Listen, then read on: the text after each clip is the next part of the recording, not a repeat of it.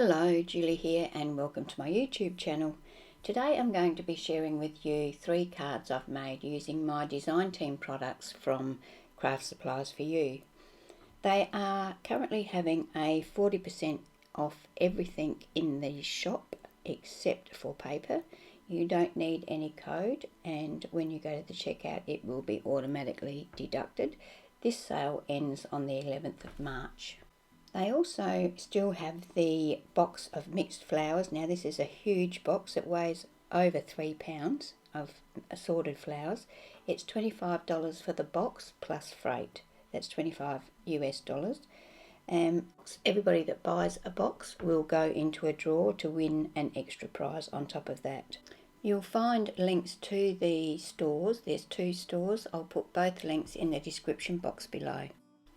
We'll start with this card. Throughout the whole video I'll be using the Prima paper pad called Lyric. So I'm going to use some A4 paper. This paper is only 200 GSM, so it's a bit thinner than I would normally use, but because it's going to have a lot of layers on it I'm not too worried about that.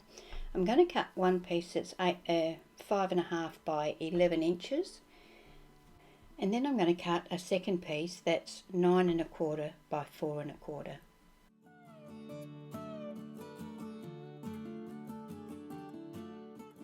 Time now to score my papers. I'm going to score along the 11-inch one at 2 3/4 and 5.5, and then on the 9 1/4 I'm going to score at 2 3/4 and 5.5. I'm now going to fold those score lines, so I'm going to fold along the middle one so that the card is folded in halves, and then I'm going to fold the second score line back on itself. So I'm going to end up with a Z. So I'm making a double Z fold card. I'm going to fold both pieces in the same manner.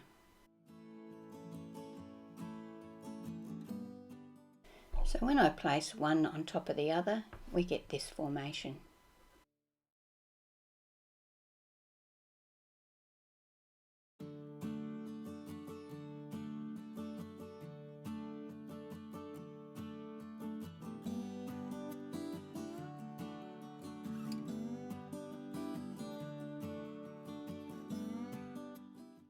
So I had a look through my paper pad and I chose this paper.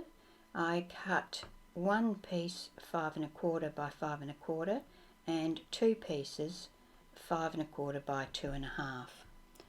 All of the papers on this card will have the edge distressed with my Prima Distresser, and then the edges will be inked using my Kaisercraft black ink cube.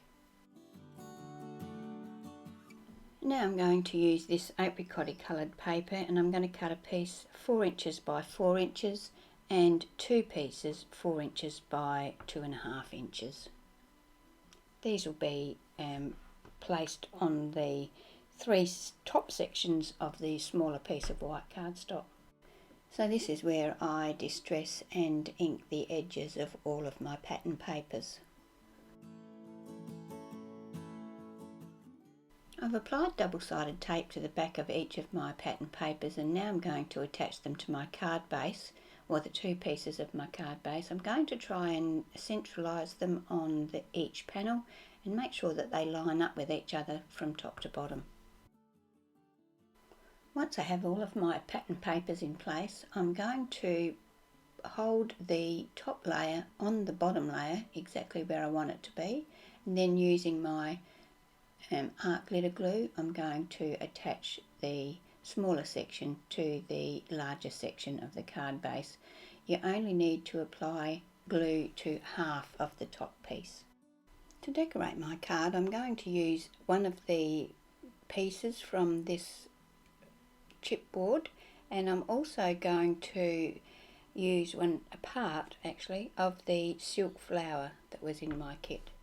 I wanted to add something a little bit darker to this card, so I chose some of this black bling stuff that I got in a previous kit, and I'm going to add a couple of pieces of that. To colour my chipboard I'm going to use this paint from my ceramic days. It's an acrylic paint and it's called Apricot Preserves. I'm going to give the chipboard one coat of that. I'm using a soft bristle brush to do this, and I'm letting the paint go down the side of the chipboard, or I'm painting down the side of the chipboard as well. When my chipboard was dry, I used my hot glue gun to attach all of my embellishments to the front panel of my card.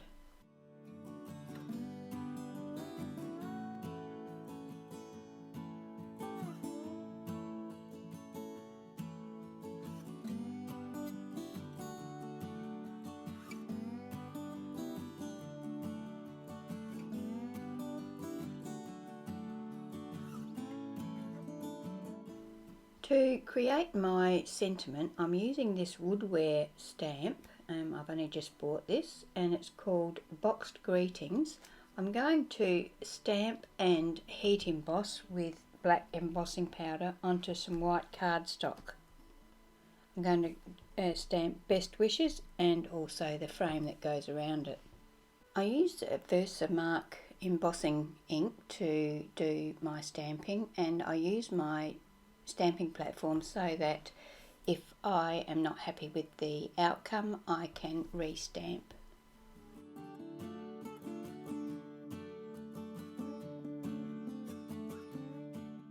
I fussy cut around the edge of the frame, which is quite detailed, and then I used my liquid glue to attach that to the front of my card. The final detail for this card was to add a coat of the glossy accents to my chipboard. This helped to make that chipboard stand out and gave it a nice glossy finish.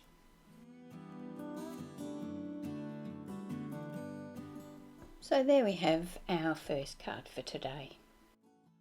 Our second card for today is a double gatefold card, and I've added a sliding closure to that. So I've cut a piece of cardstock, so I'm back to my normal cardstock for this one, which is 240 GSM.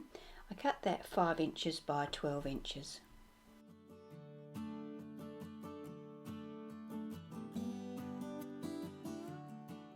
I'm going to score that along the 12-inch edge at 1 inch, 3.5 inches, 8.5 inches and 11 inches. Now, I will have all of these measurements on my blog, and I will put a link to my blog in the description box below if you want to have a closer look, a slower look, and get the measurements.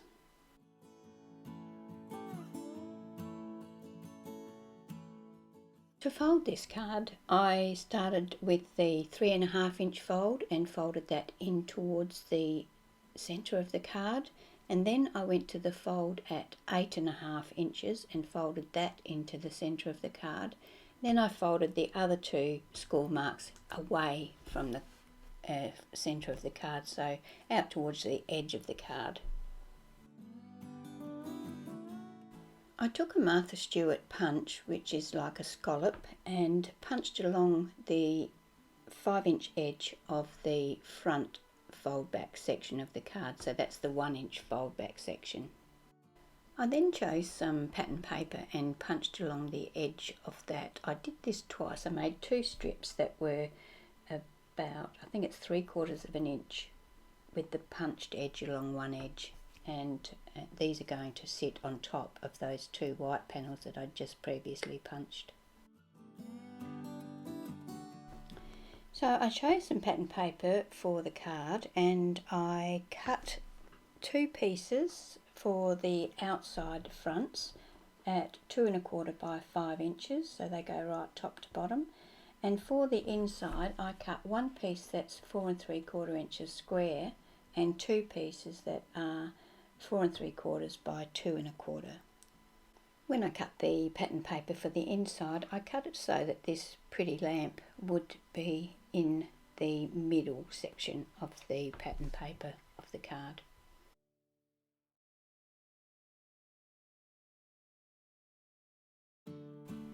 When I had all of my papers cut to size, I inked around the edge of them all using my black ink cube.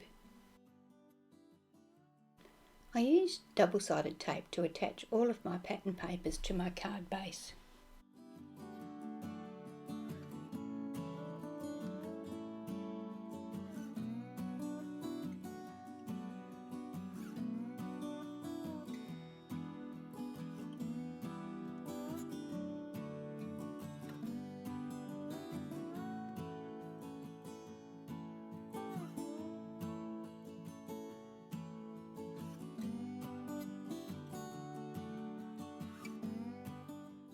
This is where I decided to make a sliding stopper for my card. So I've cut 4 pieces of 3-inch square cardstock. In reality, I should have done this earlier, and then I could have made a bit more of a gap between the 2 opening sections at the front, and my locking panel would have slid a bit better. Anyway, on 2 of those 3-inch squares, I've scored at 1.5 inches. I've got 2 that are scored and 2 that aren't. I fold the 2 pieces that are scored along the score line and burnish them quite well. I've applied double-sided tape all around one side of the folded section, each section. So now I'm going to attach that to one of the flat panels so that the fold is in the middle of the square that I'm attaching it to. You have to be very careful to make sure that you line these up perfectly. Then I'm going to attach the second piece of folded cardstock so that it butts up to the piece I have just attached. Make sure you burnish your pieces very well because we're going to make sure that they will stay in place. Next step is to attach our flat piece, our last flat piece, perfectly on top of our assembly that we've already created. So we will end up with a piece that looks like this. I selected a pattern paper to put on the front of my 3-inch panel. I cut that so that it was 2 3/4 inches square. I inked around the edge of the pattern paper and then used glue to attach that to the front of the assembly we had just created. So you can see here how this is going to slip over the front of our card and keep the card closed. To decorate this card, I'm going to use this woodware stamp that I have just bought, and it is called 5 Daisies. I'm going to stamp that onto a couple of different pattern papers, and I'm going to stamp it a couple of times on each pattern paper because I'm going to cut these flowers out separately and I need to choose the ones that don't overlap with the others. I'm going to layer my flowers, so I'm going to need 2 of each of the ones that I select, and so I'm going to stamp them with my Versamark embossing ink, and then I'm going to heat emboss them with some black embossing powder and then use my scissors to fussy cut them. Because I haven't used this stamp before, I give it a good clean with a baby wipe before I stamp.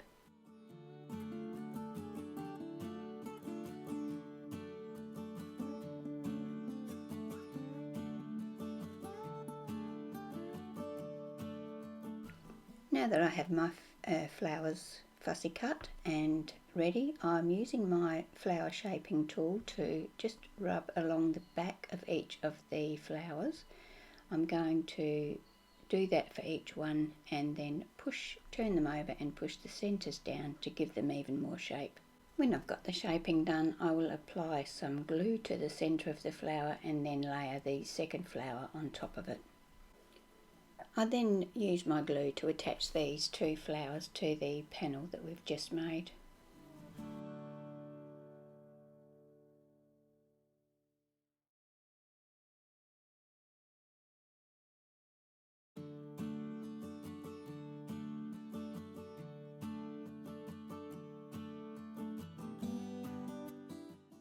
I used some of these tiny foam squares to make sure that the petals on the flower were risen and weren't condensed at any time.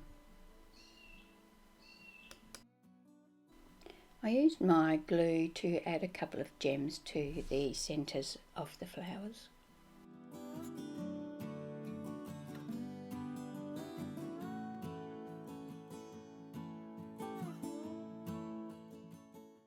For my greeting, I used a sticker from this 13 Arts His and Hers Remastered sticker sheet. They are clear stickers, so I just peeled one off that said Make a Wish and stuck that to the inside back of the card.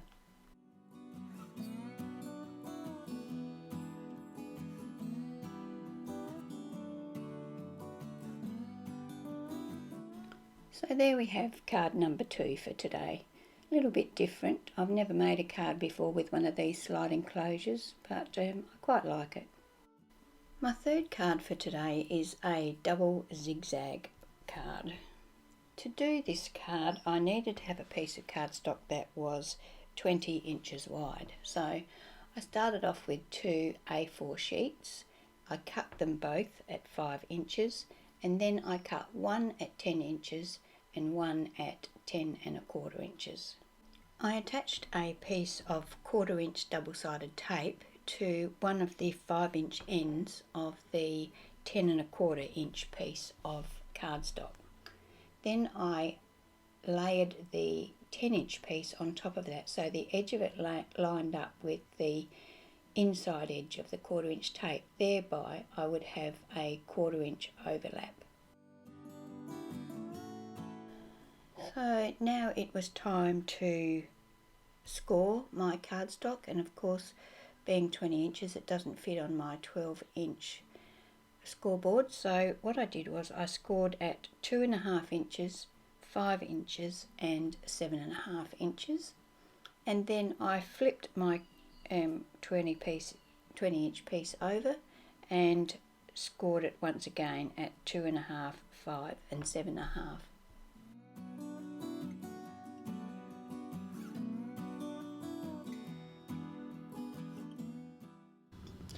Next, I took a ruler and measured up from the bottom outside edge on both edges 2½ inches.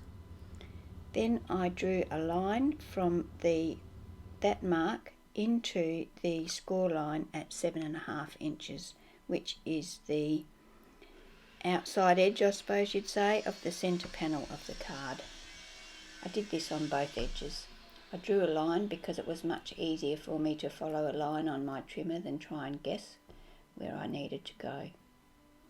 I could have cut it with scissors, but I'm not a good scissor user. I'd never seem to get a straight line, so I found that it was easier to draw the line in and then use that on my trimmer.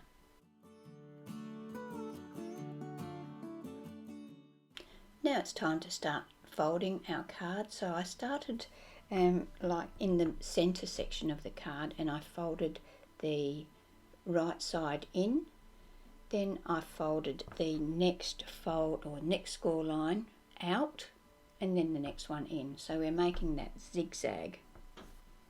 I do that for both sides of the card.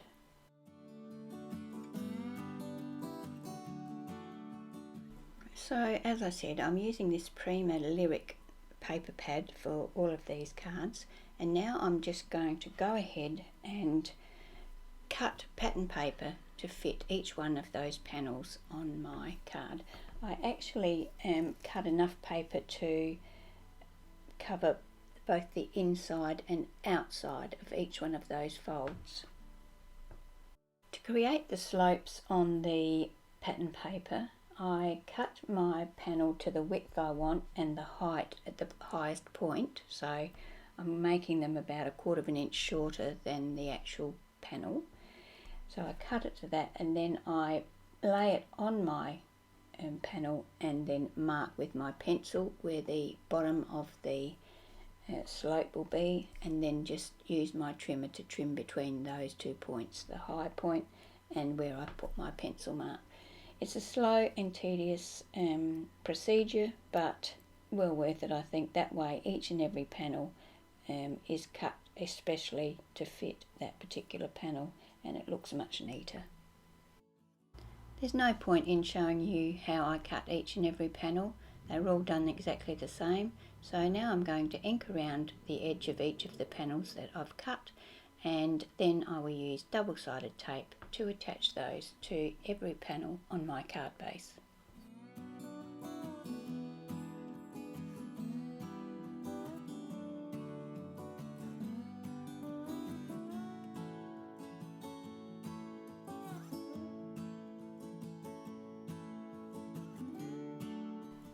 I decided to put a piece of pattern paper on the back of the card as well, so I cut this piece down to 4 3/4 by 4 3/4, inked around the edge of it and attached it to the back of the card. The original idea of doing this was so that I had somewhere to write my personal message, because the pattern paper on the inside of the card is quite busy, but I do make other arrangements, and we'll catch up with that in a minute. I wanted to make a panel to hold my greeting for the front of the card. I cut a piece of white cardstock 1 inch by 3 inches, and then I cut 2 pieces of pattern paper. One will go on the front and one will go on the back. So I trimmed them down so that they just left a fine border. Then I used this Hero Art stamp that says Happy Birthday and some black Stays On ink, and stamped Happy Birthday onto the piece of pattern paper that I'm going to use on the front of this panel. I stamped it before I attached it so that if I messed it up, I could just re-stamp again without having to create a whole new panel. I used glue to attach the panel, the greeting panel, to the left hand front section of the card, so I only applied glue to half of the panel. So this is where I decided to I wanted to add my personal greeting to the inside of the card. So I had a piece of that punched paper left over from the previous card. So I put a row of glue to the very bottom and just along the edges, and I attached that to the center panel on the inside of the card.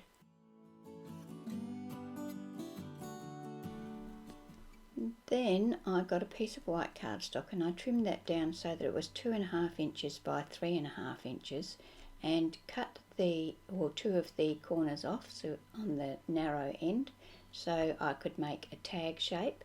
Then I used my crocodile to put a black eyelet onto that tag, and threaded some black crochet cotton through the eyelet to complete my little tag. This little tag is where I will write my personal message.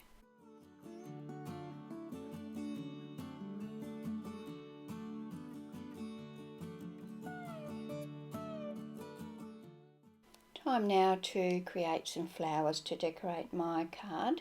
I'm going to use this Picket Fence Studio stamp. It's called Flowers for Picking, and I'm going to stamp the 5 sizes, the 5 biggest sizes of the flower, onto an assortment of different pattern papers. I have to make 2, 4, 6, 8, 10, 12, 14, 16, about 17 or 18 flowers. So I'm going to be using my stamping platform, and I'm just going to continuously stamp these flowers. I'm going to just stamp them using Stays On jet black ink. I'm not going to be embossing this lot. Each flower has 2 layers, so you can see that I'm going to need about 35 or 36 stamped flowers. Once I have stamped them all, I then spend a considerable amount of time fussy cutting each one.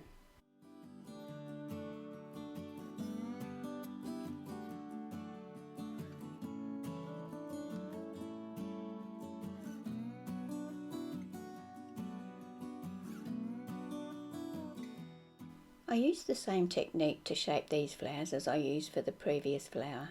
I use my flower shaping tool to push into the back of each one of the petals, then turn it over and push into the front centre. I do this for both layers of the flower, and then I use a little dab of glue to attach the 2 layers on top of each other. I try and attach them so that the petals are staggered and not sitting directly on top of each other.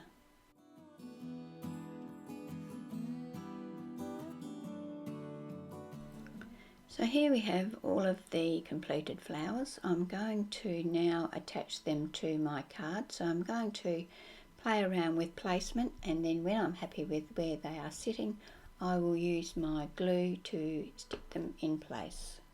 I'm aiming to not have 2 of the same colour flowers sitting next to each other.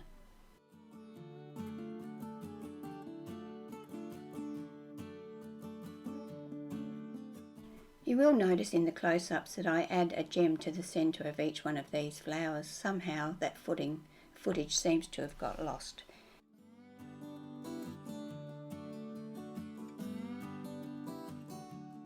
So there we have our 3 cards for today. I hope you've enjoyed watching my video.